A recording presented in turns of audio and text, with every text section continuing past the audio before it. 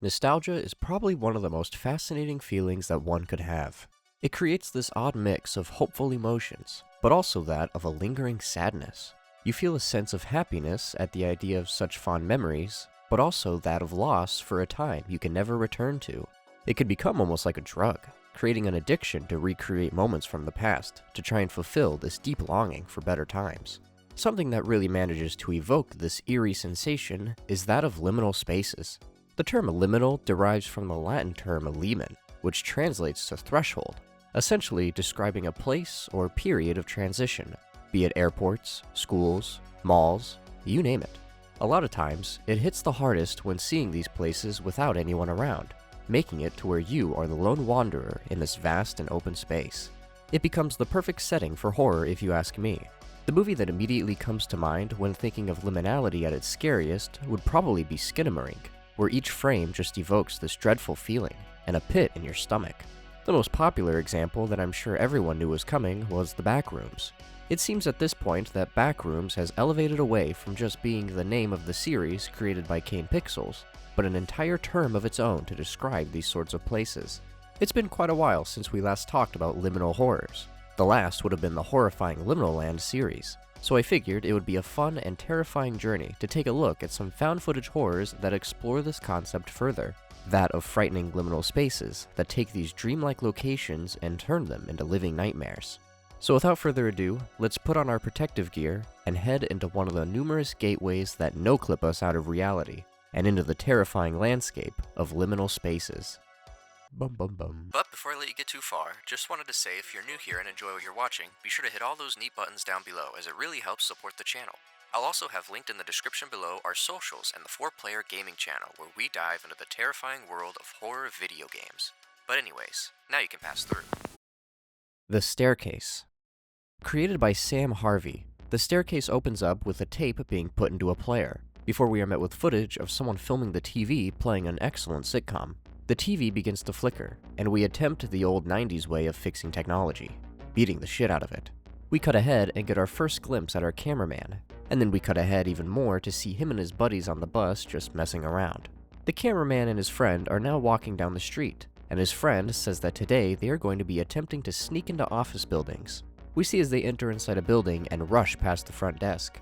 They slam through the door, leading to the staircase, and lo and behold, we end up taking a stumble.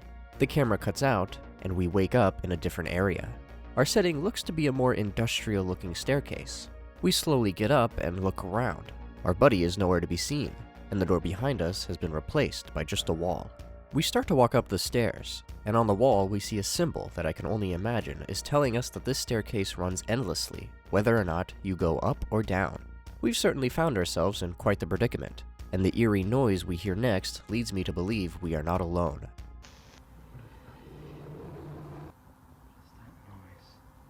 We set up the camera down on the ground and attempt an experiment. We walk over with a ball to the staircase and drop it between the beams. Sure enough, the ball just comes right back to us. We have found ourselves in some sort of looping staircase.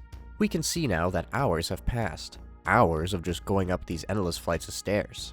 I can't imagine how his legs must feel. Our cameraman has no luck in figuring out where he could have found himself, but we do manage to find some more markings on the wall. The simple question of where does it start? We aren't the first ones to be trapped here. But, remember when I said I don't think we are alone?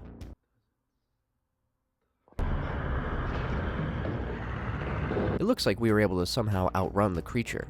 How we aren't in a full-blown panic right now is beyond me. Did we not see the same monstrosity heading up full speed after us? We continue our way up more flights of stairs until we come across another clue on the wall. An arrow directing us to carry on left, the way we've been turning for the past couple hours. We take this as possible directions to a potential exit, and sure enough, we find ourselves face to face with a door. Through the door, however, looks to be this large shopping mall, almost like a mix of a mall and a grocery store. We walk through the aisles and there isn't a single soul in sight, just us and whatever the hell that creature was. I guess if you're going to be trapped forever in a liminal space, a grocery store isn't the worst place to end up. A lot of non-perishable junk food to last you for quite some time. However, once we approach the Oreos, a familiar foe makes his return.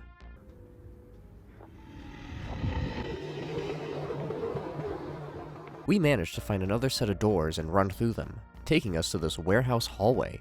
This creature isn't very determined to get us, it seems. Lucky us. Well, perhaps I spoke too soon.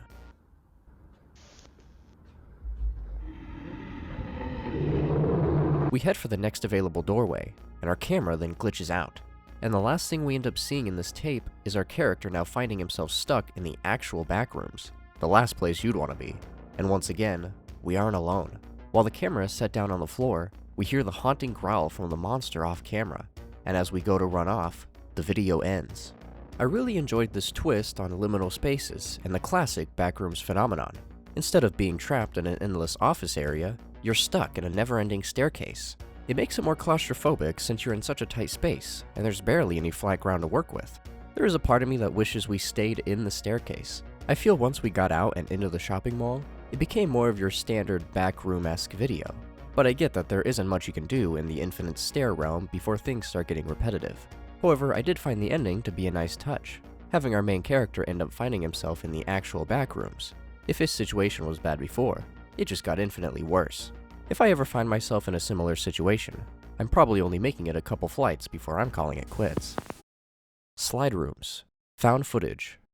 Our tape opens up, and it sounds like we are a willing participant in what is known as Project Slipstream, a classified experiment in quantum dimensional translocation.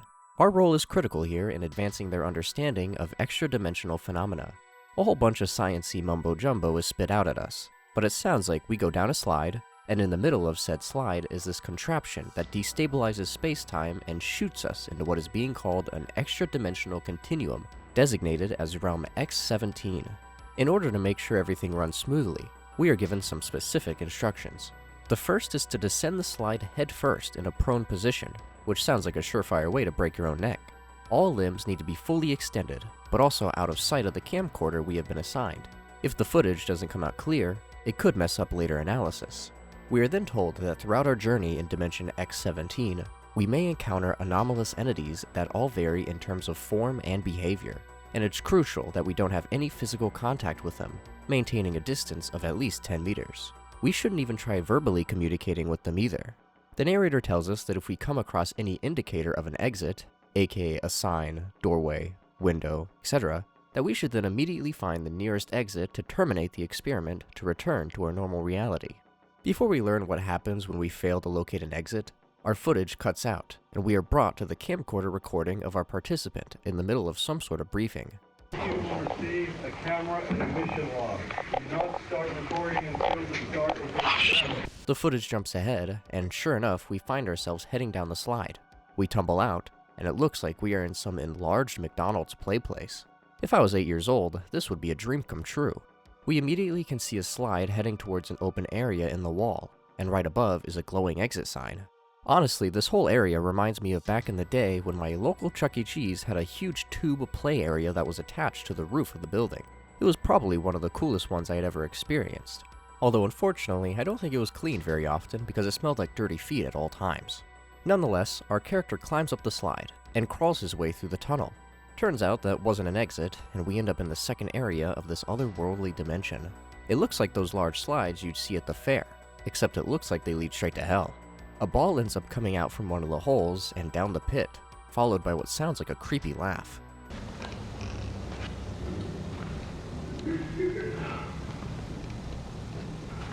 We then head down into what looks to be another slide. We make our way down, and wouldn't you know it, there's another slide. We decide to take the stairs this time instead of the slide, heading down to what the sign tells us is a pool room. At the bottom of the stairs is a closed door, and on the other side doesn't have any pools. We've been lied to. It does look like the slide would have continued on lower than the stairs, so maybe the pool is just further down. I'm really not sure what to make of this area. There's a fake rotating sky above us, and the ground looks like it's covered in a bunch of dirt. We walk by this ball pit as the tube above starts to spit out a bunch of red balls, and only like 2% of them stay in the pit. Critical mission failure. From the looks of it, the pool is actually on the other side of this window, but we end up opening the door in front of us to see this long, futuristic hallway. Once we make our way to the end, we find ourselves at another pool. I really like those big googly-eyed fellows. We begin to walk along the side of the pool, but we end up hearing quite the ominous noise somewhere behind us.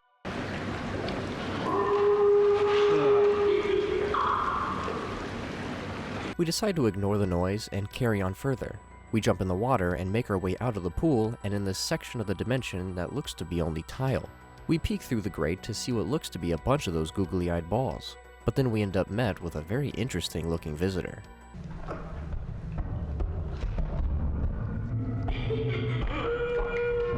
I have no idea what that is.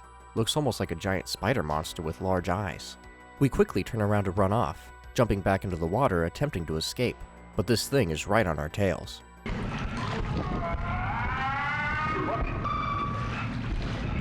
Our footage ends up cutting ahead a bit, and we have managed to make it out of the water and up a flight of stairs. We can still hear whatever that creature was, but it seems like it doesn't know where we are. Frighteningly enough, it almost sounded like the creature was trying to talk to us, asking us where we were going while we were trying to get away. However, the next area we find ourselves in looks to be a computer lab, and out the window, there are just more and more random objects littered around. Also on the other side of the window is our creature hunting us down, and sure enough, it has some questions for us.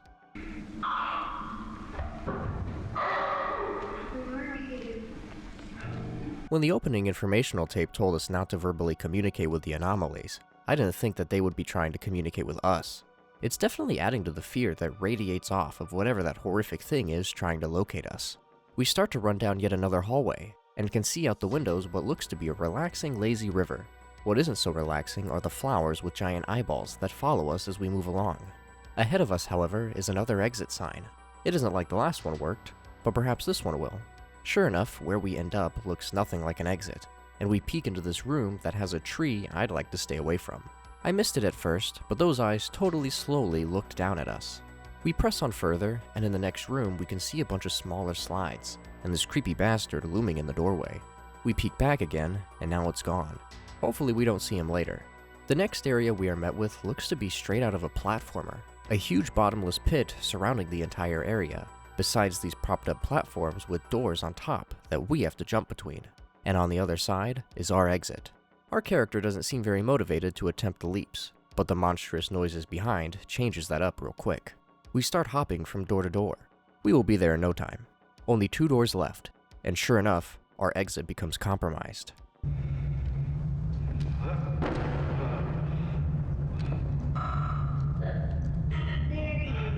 We turn around to go back the way we came, but it looks like we perhaps jumped a little too hard on the door behind us.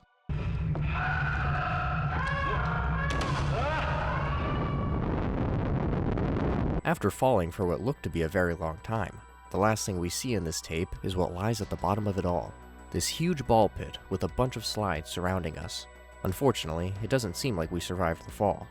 Once again, I was a big fan of this short. All of its settings were a bizarre mix of liminal spaces with a lot of weird/dreamcore elements that I really appreciated. Seeing these odd areas brought to life was super cool to see, and without all the creepy monsters roaming about, this place would be pretty cool to explore. Speaking of monsters, all the designs here were very unique and freaky to witness. The huge spider creature that was able to talk, the tree, the creepy floating smiling face, it all worked as they shared similar looks to the world they resided in. They had those large cartoonish eyes that just stared directly into your soul. I don't know if the company intended it or not, but those instructions to look for exit signs were a total lie. Unless they meant that if you see an exit sign, it's likely fake and will just lead you further and further into this hellscape, and you should just go out the way you came. But unless you have the strength to climb yourself back up the slide you went down, you may be shit out of luck. Pool rooms. The Mall. This entry was created by Matt Studios, and begins by letting us know that we are at level 37. Jesus, how many levels are there? And we also learn that this exploration was documented by Wanderer J7. We get right into the action here as our character is already smack dab in the middle of a large body of water. The area we are in stretches on for what looks to be forever. We end up climbing up and out of the water to continue our exploration, walking along the perimeter of the pool to just capture as much of the area as possible. We end up finding ourselves in a very darkly lit room, where the tile color changes from white to red, and is arguably the most ominous spot of this level so far. You can hardly see anything other than the slight amount of light reflecting off the water. We carry on throughout the dimly lit area until we come across a long stretched hallway with a light way at the end of the tunnel. Hopefully not the last light we ever see. We crawl our way through the tunnel and are met with this room with a long spiral staircase heading out of the water and straight up. And once we begin to head up the stairs, our footage ends. This was definitely the shortest of the tapes we had covered today, and to change up the pace a bit, we weren't met with a single odd entity to torment our character. The whole thing was essentially what it claimed to be: exploration footage. All we do is follow our person filming, as they traverse the haunting and enigmatic locations that are the pool rooms, and I thought that was pretty cool. This short didn't rely on using a creepy monster to scare the viewer, as the environment we are trapped in is enough to create that sense of uneasy dread, especially near the second half of the video where we started to lose a lot of our light. This location also looked to be the most expansive. No matter where we turned, the setting just went on for what looked to be an eternity. Each one of the tapes we had covered today managed to create their own unique style in terms of liminal spaces. The staircase took the more claustrophobic route and had us in an endlessly looping staircase with no end. That is, until we got to the desolate shopping center and then found ourselves trapped in the back rooms. The slide rooms were able to portray a room-to-room journey, where each time we entered a new area, it was a new experience each time. It was also cool to see in the first two tapes the world before we entered the liminal hell. First, the characters being hooligans and accidentally ending up in a limbo state, and then the next where it seemed like there was a whole company whose goal was to explore these alternate dimensions. The pool rooms took it a step further and strictly utilized the haunting environment to its advantage to create a lingering sense of fear throughout the whole adventure. The whole time you are awaiting some otherworldly creature to jump out and start chasing us, but that just never happens. It will also always blow me away how people are able to create these environments that look super realistic. It definitely adds to the tension and the way that it is able to mess with your mind to see something so indescribable in terms of setting. What's cool about the staircase video is that they actually didn't animate a lot of the setting until we got to the back rooms. The creator was able to find a real location that fit. I feel like if I saw any of these places in real life, the last thing I would do is head further to keep exploring. Needless to say, if you haven't already and are into liminal spaces and the horrors that come with, you should definitely check out these channels, as they have plenty of other works that aren't just what we covered today. But that'll probably be about it for this video. Let me know down below if you'd like for us to cover more liminal journeys, and as always, be sure to keep on leaving me other recommendations down below, whether it be in the YouTube comments or the community Discord. But if you'll excuse me, I have an interdimensional experiment I signed up to participate in. Wish me luck.